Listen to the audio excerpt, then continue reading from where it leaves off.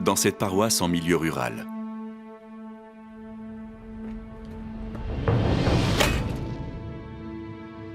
le prêtre vient d'être sauvagement frappé en pleine rue. Un coup de chandelier l'a plongé dans un coma profond. Tout semblait pourtant se passer à merveille pour Cyril, 46 ans.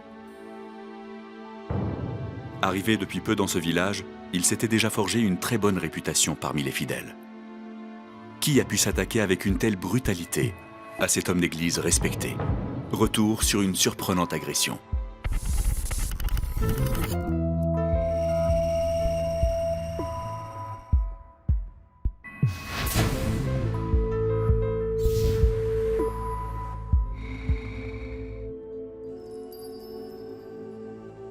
C'est dans cette paroisse au cœur de la campagne alsacienne que débute 2 mois plus tôt cette affaire qui a défrayé la chronique.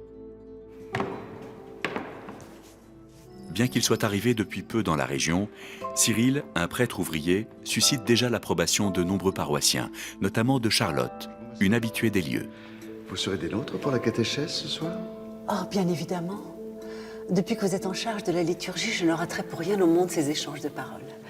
Vos encouragements me donnent du baume au cœur, mais vous savez, je ne fais que transmettre le message de Dieu. Ah, mais vous avez une façon bien à vous de le faire et très différente de celle du Père Jean-Baptiste, croyez-moi. Depuis que vous êtes là, c'est une bouffée d'air frais dans cette église. C'est juste que je suis un peu plus progressiste que lui, voilà tout. Ah, mais ce n'est pas lui qui aurait eu l'idée de nous faire participer à des actions humanitaires. C'est tellement interpellant. Non, et tellement généreux de votre part d'y participer à chaque fois. Mon père, vous avez la grâce. Cette paroisse était celle du Père Jean-Baptiste depuis 20 ans, mais il avait dû s'absenter pour des raisons de santé. C'est le Père Cyril qui assurait son remplacement. Son arrivée a réveillé le petit village, il a bousculé nos habitudes. C'était un très beau parleur, il était convaincant. On n'hésitait jamais à lui remettre nos dons pour les associations humanitaires qu'il connaissait à travers le monde. Et puis d'un point de vue plus personnel, j'avoue qu'il ne me laissait pas indifférente, le Père Cyril. Même si... Oh, mon Dieu, comment pouvais-je avoir ce genre de pensée avec un homme d'église? Et la bonté de ce prêtre semble ne pas avoir de limite. Il a même récemment embauché Nathalie, une femme sans domicile, pour le seconder dans ses fonctions. J'aurais besoin de toi pour réserver les hosties ce matin. C'est quand même un peu répétitif, non? Préparer l'office, la catéchèse tous les jours. Tu comptes rester longtemps ici? Allons, ma sœur, nous sommes dans la maison de Dieu. Qu'est-ce qui pourrait nous pousser à en sortir? Moi, je crois que j'en ai fait le tour, moi. Mais bon. Puisqu'il faut préparer l'office, allons préparer l'office, mon père. Bonjour Nathalie, comment ça va? Vous vous sentez bien ici? Ça va, oui, merci. Être prise en charge par un prêtre comme le Père Cyril, c'est une chance, croyez-moi. Oui, merci. C'est sûr que le Père Cyril, il faisait bien le job, il se sentait tellement à l'aise dans cette église. Comme un poisson dans l'eau, à croire qu'il avait toujours fait ça. Mais pour moi, il était temps de partir. Et lui ne voulait pas. Il voulait rester dans cette paroisse. Il s'y sentait comme chez lui. Pourtant, le maître des lieux, c'est le Père Jean-Baptiste. Et ce matin-là, il est de retour après une absence de 3 semaines liée à des soucis de santé. J'espère que c'est fini cette fois-ci, toutes ces interventions à l'hôpital. Oh, je crois, oui, ils ont enfin réussi à m'opérer de ces satanés calculs rénaux. Croyez-moi, j'ai souffert le martyr. Bah, on va pouvoir vous canoniser alors. Vous ne changerez pas, vous. Toujours le même à propos. Tout s'est bien passé en mon absence? À merveille. Je n'ai entendu que des bons rapports de votre labeur. Ça vous dirait de rester parmi nous? En tant que diacre, par exemple. Votre diacre? Bah, écoutez, ma vocation de prêtre ouvrier m'appelle ailleurs, mais je dois dire que c'est assez tentant. Pourquoi pas? Je ne vous fais pas commettre là un crime. Non, non, pas un crime. Un péché d'orgueil, peut-être, mais... Allez, venez, je vais vous montrer les quelques aménagements que j'ai faits pendant votre absence. Des aménagements? Oui, après vous. Il m'avait tout de suite inspiré confiance. Chaleureux, charismatique, serviable. Et c'était d'ailleurs lui qui m'avait proposé spontanément son aide pour me remplacer lorsque j'avais dû partir à l'hôpital. Bon, je pensais qu'il allait juste assurer l'intérim, quelques semaines. Mais c'était sans compter sur l'enthousiasme débordant du Père Cyril, qui a profité de ce remplacement pour donner un nouveau souffle à cette paroisse. Et qu'est-ce qu'il fait là, lui? C'est le fils du boulanger. Oui, je sais que c'est le fils du boulanger, musicien, 16 heures. Et pourquoi il joue ici? Alors je lui ai proposé d'accompagner certaines prières à la guitare pendant les offices. Pendant les offices. Oui, c'est une bonne idée, non? Et puis, les fidèles apprécient beaucoup. Ça les motive pour la quête. Pour la quête? Vous le faites jouer de la guitare pendant la quête? Mais comment? Bonjour, mon père. Enfin guéri? Oui, oui, oui. Et vous? Vous appréciez tout ce folklore pendant la messe? Oh, ça, plus que jamais.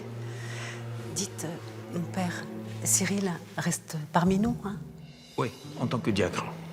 Et pour les offices, ça va se passer comment? Bah, comme d'habitude. C'est moi qui officie, lui sera à mes côtés. Depuis la mort de mon mari, cette église était devenue mon refuge. Surtout depuis la venue du père Cyril. Ah, il savait convaincre les foules. Il était très convaincant avec ses discours modernes. Rien de dogmatique, contrairement au père Jean-Baptiste. Bon, en même temps, ils n'avaient pas le même âge, mais à choisir. Oh, j'espérais beaucoup qu'il s'impose encore plus, parce qu'avec le retour du père Jean-Baptiste, ça n'allait pas du tout être évident. Et justement, ce dernier ne va pas tarder à s'apercevoir que son jeune disciple a pris d'autres initiatives pour le moins surprenantes. Qu'est-ce que c'est que tous ces visages d'enfants dans les livres de prière? Ce sont des enfants que j'ai rencontrés personnellement. Des enfants dans le besoin. Pourquoi les afficher ainsi? Pour inciter les fidèles à donner un petit supplément à la fin des messes. Mais il ne faut pas tout mélanger. Enfin, on ne demande pas de contribution financière aux fidèles dans les livres de prière. Ça ne se fait pas. Non, mais écoutez, Jean-Baptiste, depuis que je suis prêtre itinérant, j'en ai rencontré des gens dans le besoin. Et croyez-moi, si on ne provoque pas la générosité des fidèles, rien ne se passe. Mais c'est du prosélytisme, Cyril. Et tout cet argent, il est récolté comment? Je m'en charge personnellement. Ce n'est pas dans les prérogatives d'un prêtre. Si, pour moi, je pense que ça en fait partie. Même si ça partait d'un bon sentiment, il y avait des règles à respecter. Ce prêtre ouvrier avait pris des libertés très dérangeantes. Bon, les chants à la guitare, encore, je pouvais comprendre. Même si, franchement, ce qu'on entendait, ça n'avait pas sa place dans l'église. Ce n'est pas une salle de concert, une église. Mais faire des appels aux dons pour des causes qui sortaient de nos compétences, non. Cyril avait fait vraiment n'importe quoi, dans mon église. Mais ce n'est pas l'avis de Charlotte. Fidèle parmi les fidèles, sa ferveur ne cesse de grandir depuis que le père Cyril a investi la paroisse. Je n'ai pas pu venir à l'office ce matin. Je sais, ma sœur. J'ai vu que vous n'étiez pas là. Alors, voici ma contribution avec quelques heures de retard. Merci, ma sœur. Et si nous nous appelions par nos prénoms? Hein, Charlotte?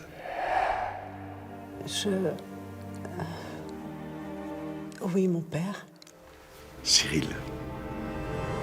Oui. Pardon, Cyril. Est-ce bien correct de vous appeler ainsi? Allons, de quoi avez-vous peur? Oh, c'est sûr. Personne ne viendra me reprocher de vous appeler Cyril.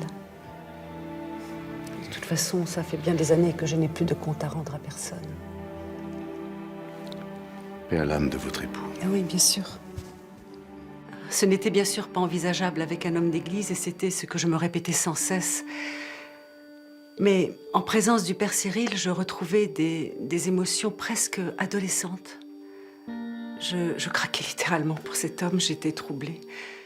Parlez-moi de votre mère et sa maison de retraite. Je n'ai pas eu le courage de la garder à la maison. Je m'en veux.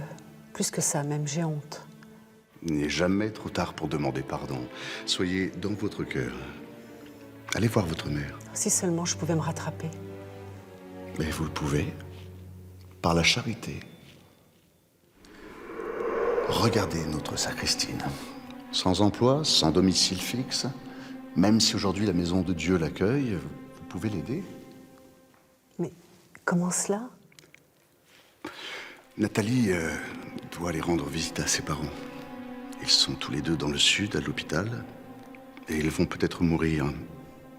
Et Nathalie n'a pas les moyens de faire le voyage. Mais c'est affreux. Mais pourquoi ne vient-elle pas me demander de l'aide? Vous savez bien que depuis le départ de mon mari, j'ai beaucoup plus qu'il ne faut. Jamais elle n'oserait vous demander. Elle est trop fière. Et puis, vous savez, c'est difficile de demander. Bien sûr, bien sûr. Mais je vais arranger ça avec diplomatie, vous allez voir. Que Dieu vous bénisse, Charlotte. Le père Cyril savait que cette histoire résonnerait avec la mienne. Si je ne pouvais pas revenir sur ce que j'avais fait avec ma mère, c'était évident que je sauterais sur la première occasion de me racheter. Le cas de Nathalie était une sacrée opportunité. Et il ne pouvait pas trouver meilleur moment pour m'en toucher un mot. En même temps, c'était son rôle. Mais le père Jean-Baptiste, lui, n'a pas tout à fait la même conception du sacerdoce. Je sais ce que vous pensez, mais ce n'est pas acceptable comme pratique. Mais au contraire, faire appel à la charité des gens, ça les responsabilise. C'est œuvrer pour que chaque personne ait droit à une vie décente. Et puis qu'est-ce que ça nous coûte? Nos dons sont déductibles des impôts. Mais ce n'est pas le lieu. Les fidèles vont finir par confondre le donner du culte avec la charité. C'est très embêtant. S'il veut inciter à la charité, il n'a qu'à le faire à un autre moment. Mais il le fait en confession. En confession! Alors là, c'était le pompon. Profiter de la fragilité d'une situation pour dépouiller les fidèles au nom de la charité chrétienne, il fallait oser. La confession est un moment sacré. Voilà qu'il le transformait en guichet de banque. Ah non, là, j'en avais vraiment assez entendu. Oh, Jean-Baptiste. Charlotte. Cyril, qu'est-ce que c'est cette histoire d'argent à propos de votre sacristaine? Oh. Désolé, Jean-Baptiste, mais je ne peux pas discuter avec vous des affaires qui me sont livrées sous le secret de la confession. Au moins depuis l'arrivée de Cyril, on partage les uns avec les autres.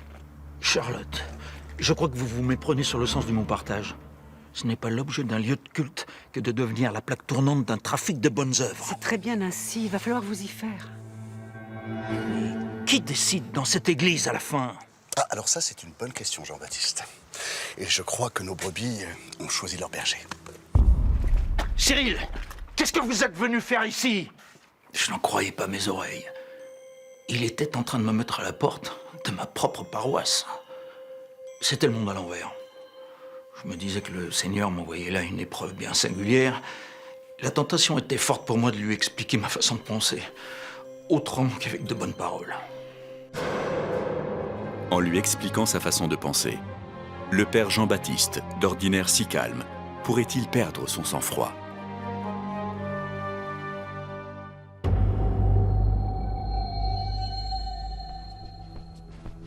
Deux semaines sont passées, mais les désaccords persistent. Alors le père Jean-Baptiste en a assez. Il veut se séparer de ce diacre, aux méthodes sulfureuses. Je n'ai aucun doute sur vos capacités en tant que prêtre itinérant, vous le savez. Mais vos méthodes ne sont pas tout à fait indiquées pour cette paroisse, je crois. C'est un petit village. Nous avons nos traditions, vous savez. Mais les traditions, c'est fait pour être bousculées, Jean-Baptiste. Contrairement à ce que vous n'avez jamais osé faire auparavant. Pardon? Ouvrez les yeux, Jean-Baptiste. Vos fidèles n'attendaient que moi, je suis comme une résurrection pour eux. Qu'est-ce que c'est que ces salades? Mais vous agrippez à cette paroisse parce que vous y avez vos petites habitudes, votre petit confort. Mais ce lieu saint n'est pas votre propriété privée, contrairement à ce que vous pensez depuis quelques années. Alors il faut peut-être laisser la place aux jeunes, hein? Laissez la place aux jeunes, la roue tourne. Mais vous vous croyez aussi? C'est pas une petite entreprise. Mais comment manipulez-vous ces hosties? Enfin, faites attention, elles sont consacrées. Ces miettes-là, c'est le corps du Christ. Qu'est-ce que vous pouvez procédurer? Vous n'avez rien appris au séminaire? Mettez-les dans la patène, s'il vous plaît. Oui. Allez, qu'attendez-vous dans la patène? Ça s'appelle une patène. Vous ne le saviez pas? Si, bien sûr. Ce prêtre m'inspirait de moins en moins confiance. Il semblait hésitant sur des actions aussi banales que de réserver les hosties, par exemple. Je voulais bien qu'il soit progressiste, mais tout de même, c'était comme s'il n'avait pas les bases, parfois. J'étais de plus en plus intrigué. Et jour après jour, le père Cyril commence à éveiller les soupçons. Et pour cause. Il me manque. On est seuls, t'es sûr? Bah, la maison de Dieu est toujours ouverte, hein, mais... T'es fou, on va se faire surprendre. Bah, allons chez nous, alors. Ça y est, tu t'es enfin décidé à partir de cette paroisse. Non, c'est pas ce que je voulais dire. Allons à la maison. Enfin, histoire de se retrouver tous les deux, quoi. La maison.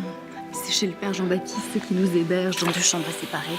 Il n'est pas question de prendre de tels risques. Mais j'ai envie de toi, moi. Alors si t'as envie de moi, écoute-moi quand je te dis qu'il faut définitivement partir de cette paroisse. T'as toujours été la voix de la raison, mais j'ai pas fini mon œuvre ici, moi. Tu prends trop de risques.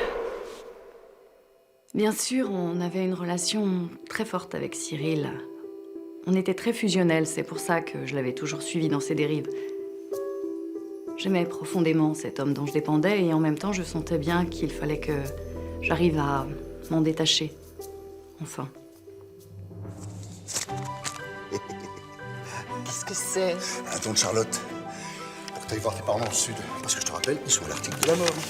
Il y a plusieurs milliers d'euros. Eh oui, parce que les soins palliatifs, ça coûte cher. Tu ne te rends plus compte des risques que tu nous fais prendre. Tu prends trop de risques. Mais tu vas pas refuser l'argent d'une de nos fidèles, non? Tu vas trop loin, Cyril. Il est temps de partir. Depuis le retour du père Jean-Baptiste, tu n'as plus rien à faire ici. Mais tu dis n'importe quoi. Je le chasserai s'il le faut, mais on reste ici et on fait ce qu'on a à faire. Tu perds la tête, Cyril. Tu es toujours passé entre les gouttes. Tu te crois tout puissant, mais cette fois, tu vas trop loin. Mais de quoi je me mêle, là? Je ne veux pas rester ici. Je vais partir. Tu restes ici, tu m'entends? De toute façon, t'as pas vraiment le choix. Tu déconnes. Oh là, attention, ma sœur. Attention, doucement. Ça vous arrive souvent, ces vertiges, là? Oui. Oui. Il était comme ça, Cyril, mi-ange, mi-démon, si j'ose dire. Il pouvait passer de la plus grande tendresse à une forme de violence qui me glaçait. Ça faisait longtemps que je voulais décrocher, mais à chaque fois, il me menaçait pour que je reste, et j'osais pas le contrarier. J'avais peur de lui. Mais Jean-Baptiste n'est pas dupe de ce double jeu. Ah, Nathalie, bonjour. Bonjour, mon père. Alors comme ça, vous avez eu des pertes d'équilibre? Ça m'arrive quand je suis fatiguée. Vous savez que vous pouvez tout me dire, Nathalie. Ce que j'ai vu ne ressemblait pas à une perte d'équilibre. Tout va bien. Je vous remercie, mon père. Et votre dernière confession, ma sœur, elle remonte à quand? Pas si longtemps que ça. Je vois que vous avez l'air préoccupé. Si vous avez quelques tourments, vous pouvez me l'aider en confession. J'ai vu de la crainte dans votre regard tout à l'heure. Vous pouvez me faire confiance. J'y songerai, mon père. Ça faisait trop longtemps que je portais tous ces secrets et le père Jean-Baptiste semblait vraiment être quelqu'un de bien. C'était peut-être lui, finalement, la solution. C'était pas la première fois que Cyril me menaçait physiquement. Il fallait que j'agisse. Nathalie doit rester contre son gré dans cette paroisse. Jusqu'où pourrait-elle aller pour mettre fin à l'emprise de Cyril sur sa vie?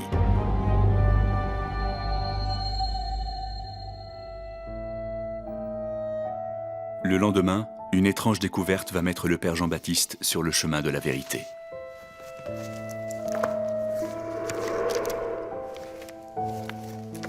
Qu'est-ce que ça veut dire? C'était des magazines de voyage. Dans un numéro consacré à l'Afrique, il y avait certaines pages qui étaient découpées. Au niveau des visages d'enfants, quelqu'un les avait découpés. C'est là que tout m'est apparu clairement. Ma sœur, vous permettez que je vous emprunte votre livre de prière? Bien sûr, mon père. Merci. Ces enfants-là, c'est pour eux votre argent? Bien sûr, ce sont les orphelins du père Cyril.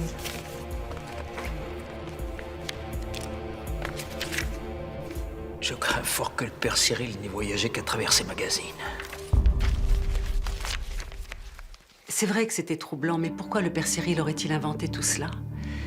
J'avais une telle confiance en lui que je ne pouvais m'imaginer qu'il ait pu mal agir avec nous, et je le connaissais de mieux en mieux.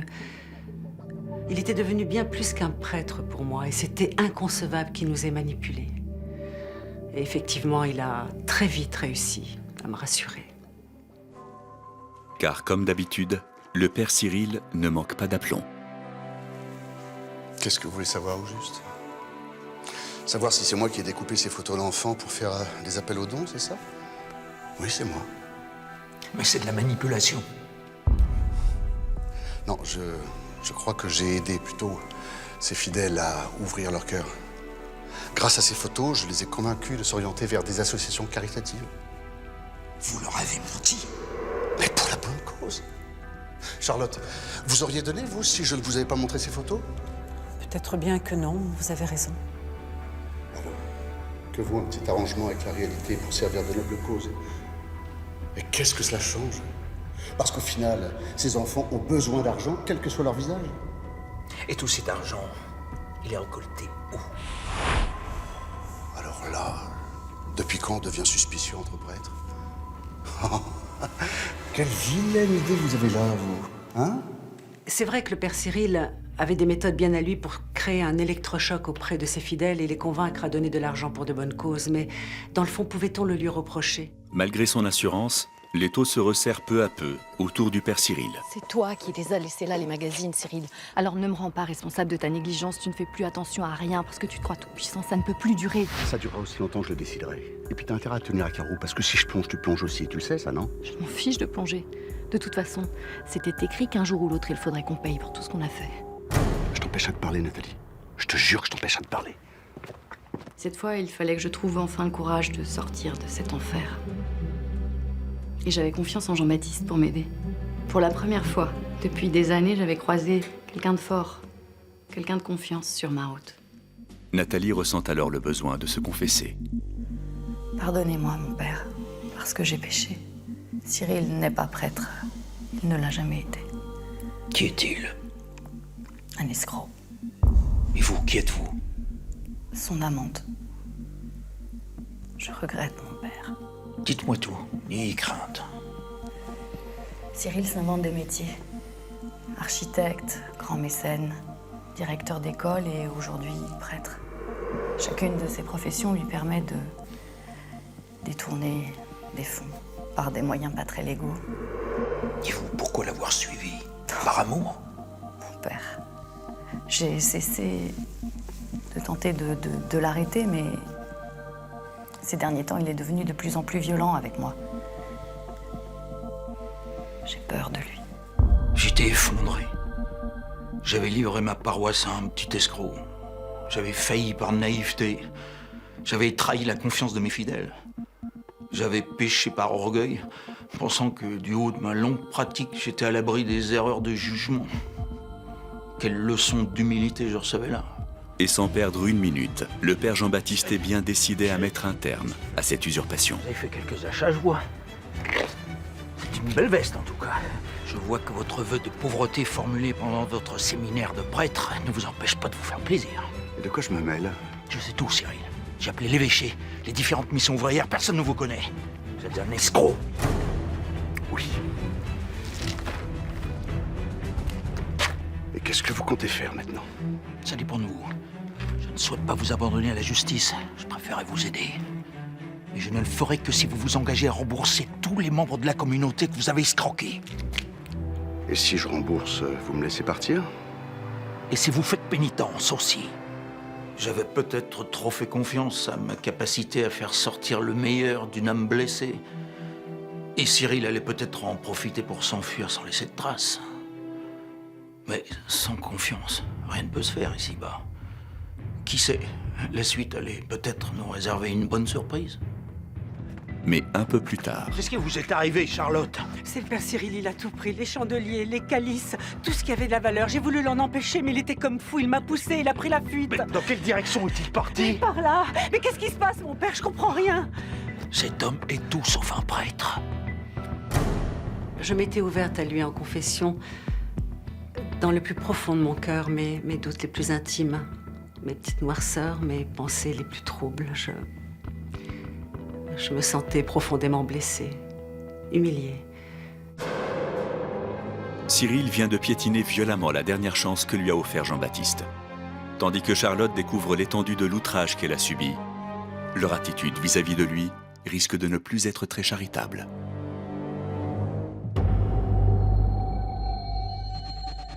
Pris au piège de ses mensonges, Cyril prend aussitôt la fuite. C'est parti, hein? On y va! Qu'est-ce que tu fais? Qu'est-ce que tu fais? Lâche ça! Lâche ça, je te dis! C'est complètement malade. Tu voles des objets consacrés. Laisse ça, je te dis! Cyril, arrête cette folie! J'ai prévenu les gendarmes!